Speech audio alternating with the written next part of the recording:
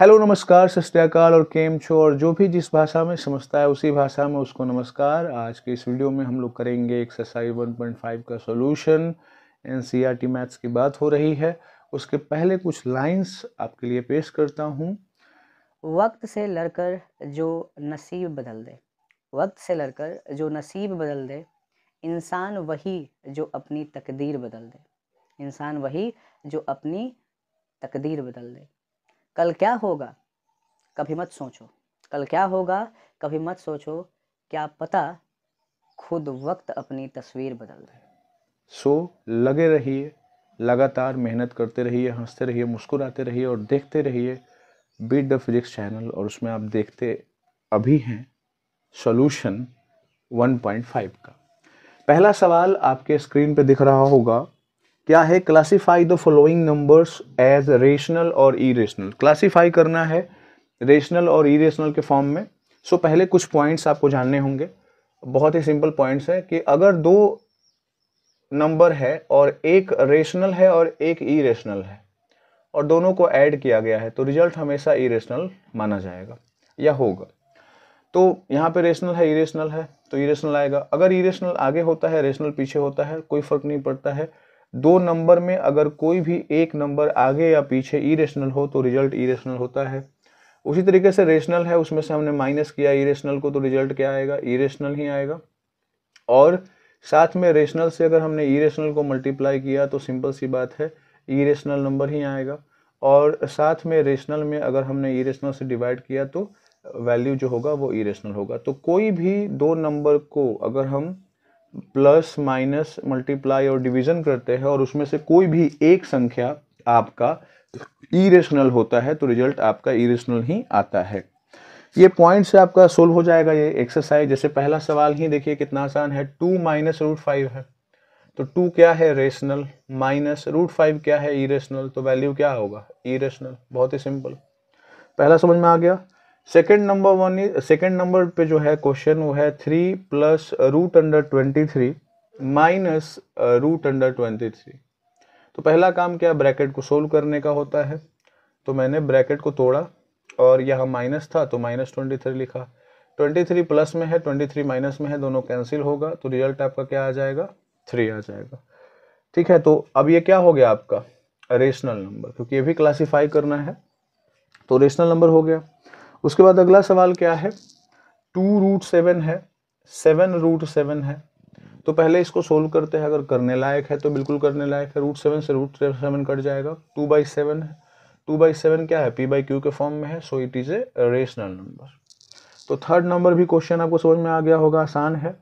4 number की बात कर लेते हैं। 1/√2 है तो ऊपर क्या है? रेशनल, नीचे क्या है? इरेशनल। मैंने क्या बोला है? रेशनल से जब आप इरेशनल को क्या करते हैं? डिवाइड, तो आपका जो वैल्यू आता है वो इरेशनल आता है। तो बात वही हो गई, इरेशनल नंबर आपका आया। उसके बाद फिर बात करते हैं नेक्स्ट 2 पाई, है ना, 2 पाई की। तो पाई क्या है बतलाइए? इरेशनल नंबर है। अब यहाँ पे थोड़ा कंफ्यूजन होता है। पाई का वैल्यू जो होता है वो होता है 22/7। तो अगर सिर्फ 22/7 एग्जाम में पूछ रहा है कि क्या है, वहां पे पाई का कोई चर्चा नहीं हो रही है। 22/7 सिर्फ एक नंबर की तरह अगर बोल रहा है आपसे तो वो रेशनल हो जाएगा। बट जब हम 7 को 22 से डिवाइड करते हैं तो जो वैल्यू आती है हमारी 3.14 एंड समथिंग ऐसे कुछ, और ये कभी भी मतलब इसका कोई एंड नहीं होता है। तो ये मैंने अभी मतलब पहले के वीडियोस में सिखाया है आपको कि ये जो डेसिमल एक्सपेंशन है यहाँ पर, ये कैसा है? नॉन टर्मिनेटिंग है। और जो भी नॉन टर्मिनेटिंग होता है वो क्या होता है? Irrational number. तो 2 पाई जो होगा वो इरेशनल होगा क्योंकि पाई इरेशनल है। तो इरेशनल में अगर आप 2 यानी रेशनल को मल्टीप्लाई करिएगा तो इरेशनल आपको मिल जाता है। समझ में आपको आया? 22/7 रेशनल होगा बिकॉज p/q के फॉर्म में है और q is not equal to 0, p and q are integer. But जब डिवाइड करते हैं तो 3.1 ऐसा समथिंग आता है। और ये क्या है? नॉन टर्मिनेटिंग है। नॉन टर्मिनेटिंग क्या होता है? इरेशनल नंबर, आपको पता है। तो फटाफट आप इस चीज़ को फॉलो कर लेंगे। कोई तकलीफ अगर यहाँ तक है तो जवाब देंगे, कमेंट करेंगे। चलिए अब बढ़ते हैं अगले सवाल की तरफ। अगला सवाल आपके स्क्रीन पे दिख रहा होगा। क्या है सवाल? Simplify each of the following expressions. सिर्फ सोल्व करना है। तो पहला सवाल क्या है आपका? 3 प्लस √3 एंड 2 प्लस रूट 2। तो पहला जो काम करना है जब भी ऐसा सवाल आपको आ जाए तो देखना है कि ये किसी अलजेब्रिक एक्सप्रेशन पे है कि नहीं, अलजेब्रिक आइडेंटिटी पे है कि नहीं। अलजेब्रिक आइडेंटिटी का मतलब ए प्लस बी का whole square, A square minus b square, ऐसा कोई आइडेंटिटी पे है कि नहीं। और इसको चेक करने का तरीका क्या है, कुछ मैचिंग होना चाहिए। जैसे 3 है तो यहाँ पे भी 3 होता तो कुछ सोचा जाता है ना कि हो सकता है मे बी, लेकिन ऐसा कुछ है ही नहीं, मैचिंग है ही नहीं, ठीक है। और परफेक्ट स्क्वायर नंबर भी कुछ दिख नहीं रहा है यहाँ पे। सो इसको नॉर्मल तरीके से बनाएंगे। नॉर्मल तरीका क्या है, ये वाले नंबर को इन दोनों से पहले गुना करेंगे, फिर इसको इन दोनों से गुना करेंगे। यानी देखो 3 लिखा हमने और उसको गुना कर लिया 2 प्लस रूट 2 से, प्लस रूट 3 को गुना कर लिया किससे, 2 प्लस रूट 2 से। बस सोल्व कर लो, हो गया। 3 2 जा कितना होगा 6, 3 में रूट 2 से करेंगे क्या होगा 3 रूट 2, 2 में रूट 3 से करेंगे तो क्या होगा 2 रूट 3, और 3 में रूट 2 से गुना करेंगे तो क्या होगा रूट 6। अब इसमें कोई भी एक जैसा नहीं है, इसलिए उसको साथ में लाने की ज़रूरत नहीं है, सबको अलग अलग आप लिख सकते हैं। तो सेकंड का फर्स्ट नंबर हो गया। सेकंड का सेकंड नंबर पे आ जाते हैं, 3 प्लस रूट 3 और क्या होगा 3 माइनस रूट 3। यानी ये अगर आप ध्यान से देखोगे ये a प्लस बी और a माइनस बी वाले फॉर्मूला पे आपको दिख रहा होगा। तो a प्लस बी और a माइनस बी का फॉर्मूला क्या होता है बतलाओ, ए स्क्वायर माइनस बी स्क्वायर। तो बैठा दो ए स्क्वायर माइनस बी स्क्वायर, ए के जगह पे क्या होगा 3, तो 3 का स्क्वायर, माइनस बी के जगह पे क्या होगा रूट 3, तो रूट 3 का स्क्वायर। तो 3 का स्क्वायर कितना होता है 9, और यहाँ पे स्क्वायर से रूट कट जाएगा तो क्या हो जाएगा आपका 3, 9 में से 3 गया कितना हो गया 6। बहुत ही सिंपल आंसर, इसमें कुछ बतलाना भी नहीं है कि क्या है कौन है क्या है। अगला सवाल जो है वो यहाँ पे है √5 प्लस √2 और उसका होल स्क्वायर। तो ये तो दिख ही रहा होगा कि ये a प्लस बी का होल स्क्वायर वाले फॉर्मूला पे बैठ जाएगा। क्या होता है प्लस बी का whole square, A square plus B square plus 2ab। पता है ना, बोलो जल्दी हाँ या ना। पता भी हो मतलब बहुत इजी है, बहुत पहले से पढ़ते आ रहे हो। तो क्या होगा ए स्क्वायर यानी √5 का स्क्वायर प्लस बी स्क्वायर यानी √2 का स्क्वायर प्लस 2ab यानी 2 इंटू क्या होगा √5 इंटू क्या होगा √2। तो A square plus B square plus 2ab। √5 का स्क्वायर क्या होगा 5, √2 का स्क्वायर क्या होगा 2, अब प्लस 2 हो जाएगा, √5 में √2 से गुना होगा तो कितना हो जाएगा 10, 5 और 2 जोड़ोगे तो कितना होगा 7, तो 7 प्लस 2 √10 ये आपका आंसर हो जाएगा। तो बहुत ही सिंपल आंसर आप यहाँ पे देख सकते हो कि है। कोई दिक्कत हुई यहाँ पे? एक और सवाल है, कर लेते हैं, इतना में शायद आ जाएगा।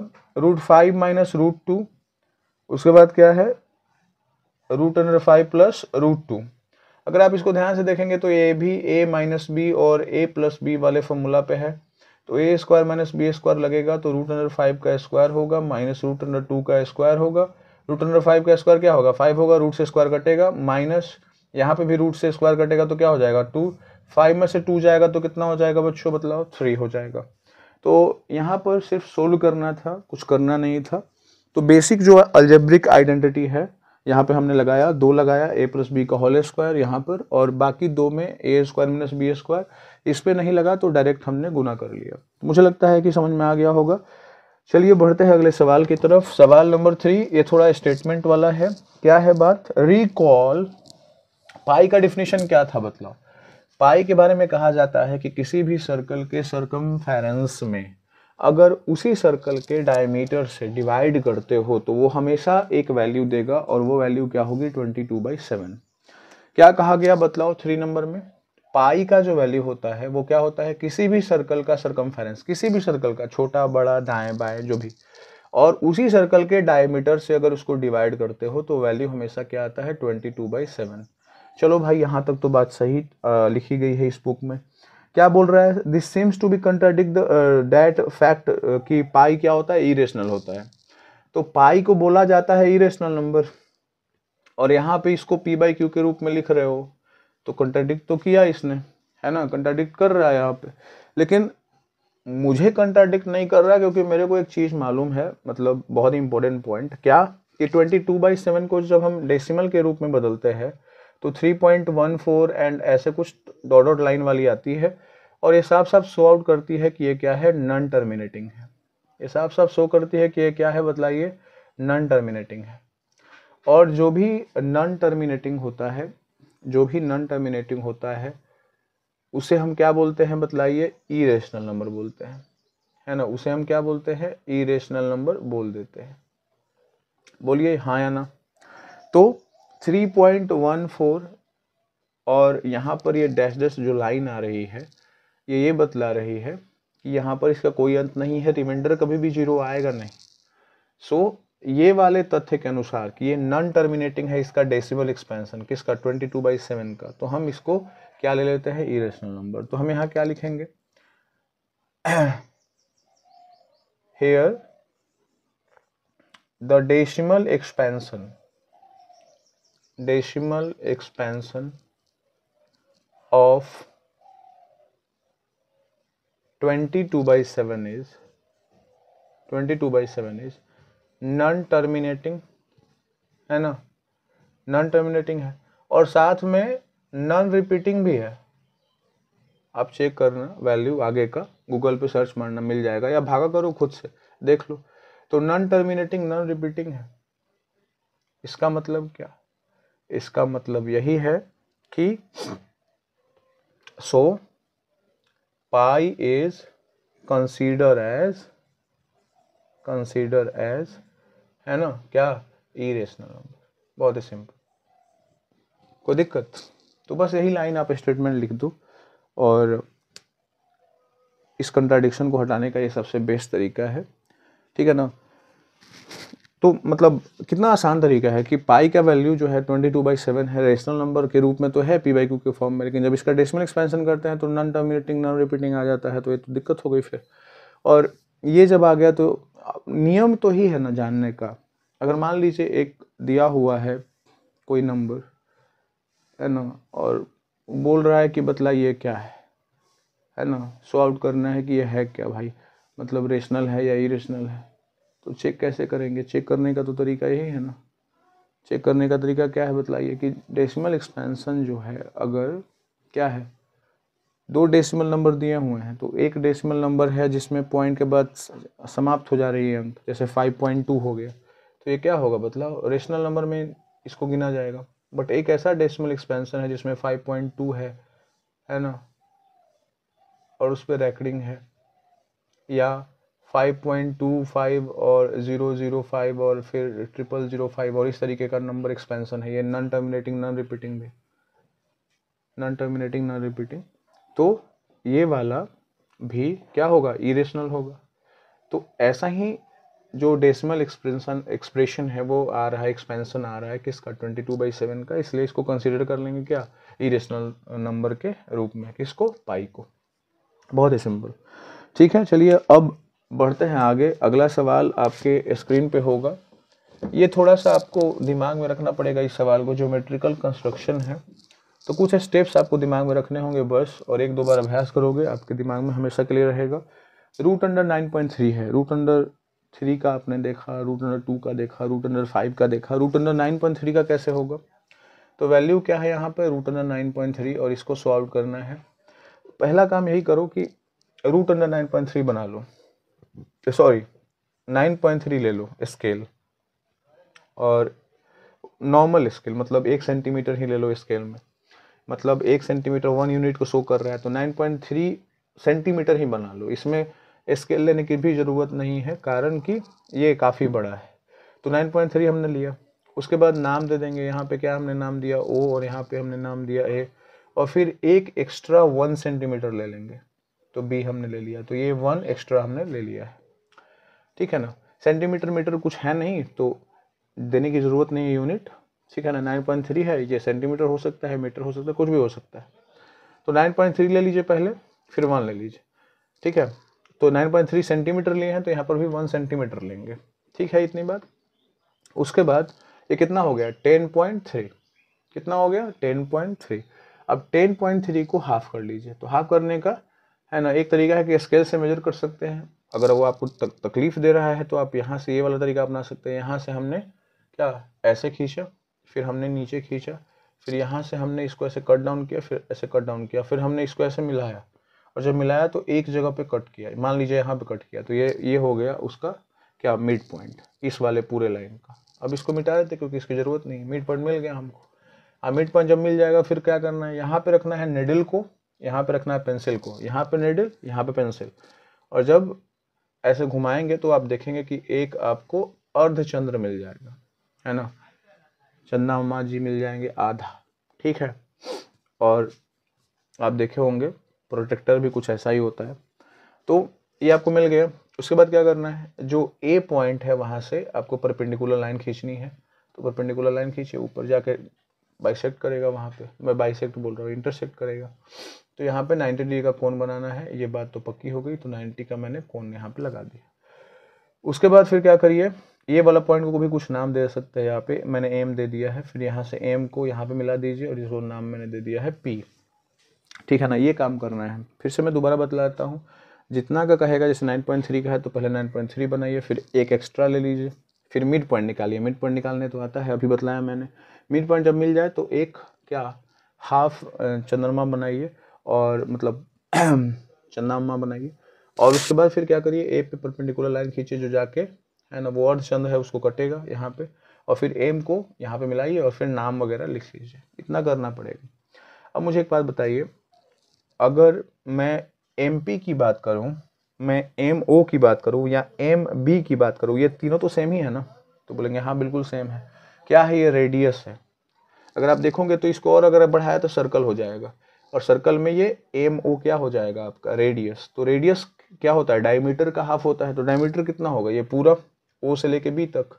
तो O से लेके B तक कितना है, 10.3, 9.3 यहाँ तक, और ये एक एक्स्ट्रा, तो कितना हो गया 10.3।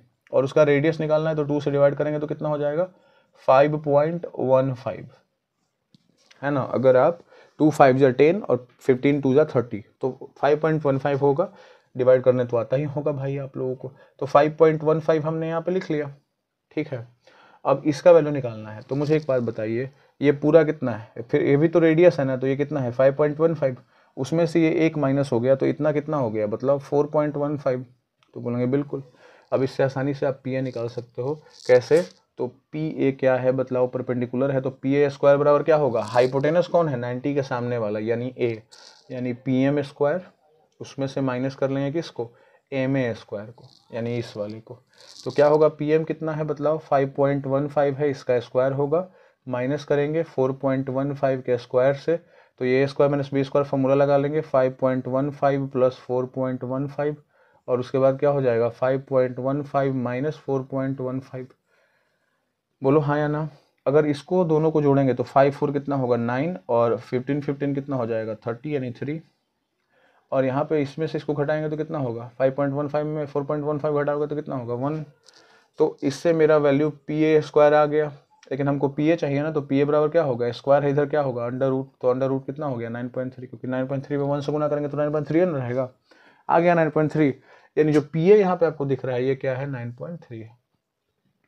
अब यहाँ पे निडल रखेंगे किस पर, ए पर, और पेंसिल कहाँ रखेंगे पी पर, और फिर उसको जब ऐसे ऐसे लेके जाएंगे तो आगे जाके इस लाइन पे मिलेगा, और इसी पॉइंट को हम नाम दे देंगे कुछ भी, जैसे हमने दे दिया यहाँ पे क्यू, है ना। यानी ये वाली जो पॉइंट होगी ये किसको शो करेगी बतलाइए, 9.3 को। बहुत ही सिंपल। तो इसी तरीके से हर एक जो क्वेश्चन है इस तरह का आप उसको सोल्व कर सकते हैं। चलिए बढ़ते हैं अगले सवाल की तरफ। अगला सवाल आपके स्क्रीन पे होगा, क्या है, रेशनलाइज करना है इसको, किसको, डेनोमिनेटर को। और ये आपको पता होगा कुछ कुछ कि नहीं पता है।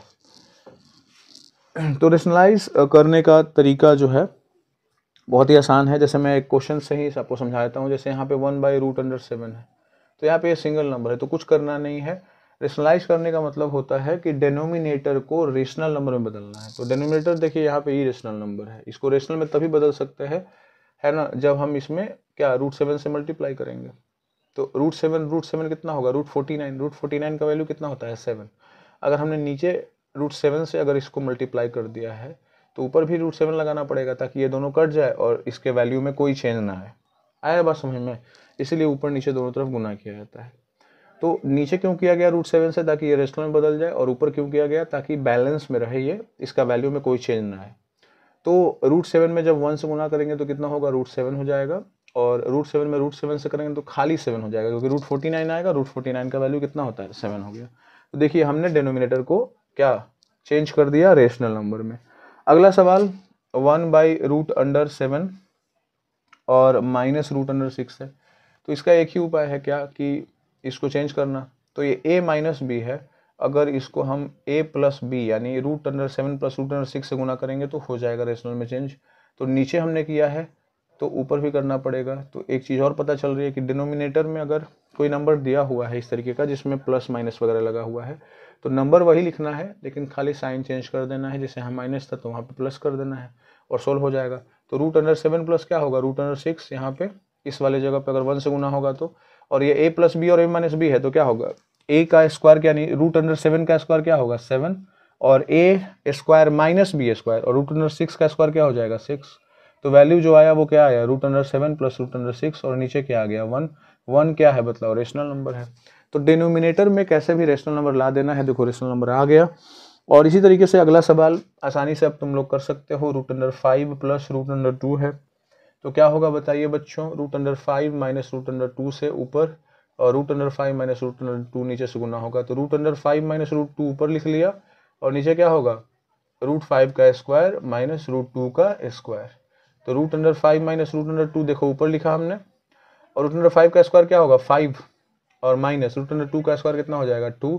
तो √5 माइनस √2 और नीचे कितना हो गया 3। तो देखो फिर से हमने डिनोमिनेटर को रेशनल नंबर में बदल दिया है ना। यहाँ पे क्या था √5 प्लस √2 तो प्लस को सिर्फ माइनस में चेंज किया, सेम नंबर से ऊपर नीचे गुना कर लिया।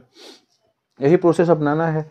एक लास्ट सवाल है ऐसा ही है बट थोड़ा सा फर्क है इसमें कि दोनों पे रूट नहीं है। 1/√7 माइनस 2 तो कुछ नहीं, वही सेम प्रोसेस √7 लेकिन साइन चेंज, माइनस है तो प्लस और 2 हो जाएगा और √7 अब प्लस 2 हो जाएगा। तो √7 प्लस 2 में 1 से गुना करेंगे तो क्या होगा √7 प्लस 2 और नीचे क्या होगा मतलब a square minus b square. तो √7 का स्क्वायर क्या होता है 7 और माइनस 2 का स्क्वायर कितना हो जाएगा 4। अब यहाँ पे √2 रहता तो 2 होता, लेकिन यहाँ पे तो ऐसा कुछ है नहीं। तो √7 प्लस 2 हो गया और 7 में से 4 जाएगा तो कितना हो जाएगा बताइए 3। तो इस तरीके से कर सकते हैं। यहाँ पर नीचे देख रहे हैं 3 है और डिनोमिनेटर आपका क्या है रेशनल नंबर है। तो रेशनलाइजेशन का मतलब तो यही होता है। ठीक है, मुझे लगता है आशा है कि समझ में आपको आया होगा। चलिए मिलते हैं अगले वीडियो में एक्सरसाइज 1.6 के सॉल्यूशन के साथ। अगर है तो, मुझे लगता है कि नहीं है ना, नहीं है, पता था हमको। ठीक है।